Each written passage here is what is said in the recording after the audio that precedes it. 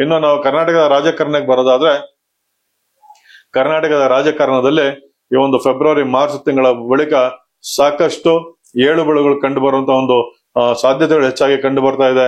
ನಮ್ಮ ಉಪಮುಖ್ಯಮಂತ್ರಿ ಆದ ಡಿ.ಕೆ. ಶಿವಕುಮಾರ್ ಅವರಿಗೆ ಒಂದು ಒಳ್ಳೆ ಯೋಗಗಳು ಕಂಡು ಬರುವಂತಹ ಲಕ್ಷಣಗಳು ಈ ವರ್ಷದಲ್ಲಿ ನಮಗೆ ಕಂಡು ಬರ್ತಾ ಇದೆ.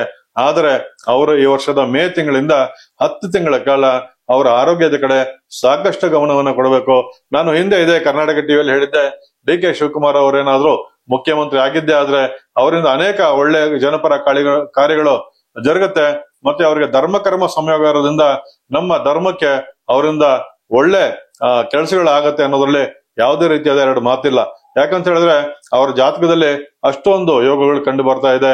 ಅವ್ರ ವ್ಯಕ್ತಿಗತವಾಗಿ ನಾವು ಯಾರು ಏನೇ ಅಂದ್ರೂ ಸಹ ಅವರ ಜಾತಕದ ರೀತಿಯ ನೋಡಿದ್ರೆ ಖಂಡಿತ ಅವರಿಂದ ರಾಜ್ಯಕ್ಕೆ ಮತ್ತೆ ರಾಷ್ಟ್ರಕ್ಕೆ ಒಳ್ಳೆಯ ಫಲಿತಾಂಶ ಮುಂದಿನ ದಿನಗಳಲ್ಲಿ ಖಂಡಿತವಾಗಿ ಕಾದಿದೆ.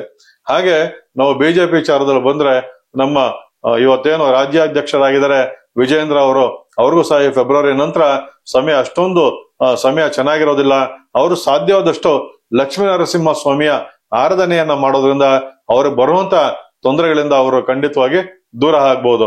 ಇಲ್ಲಿ ಈ ಫೆಬ್ರವರಿ ಮಾರ್ಚ್ ತಿಂಗಳ ನಂತರ ಸಾಕಷ್ಟು ಏಳು ಬೀಳುಗಳು ನಮ್ಮ ರಾಜ್ಯ ರಾಜಕಾರಣದಲ್ಲಿ ನಾವು ನೋಡಬಹುದು ವೀಕ್ಷಕರೇ.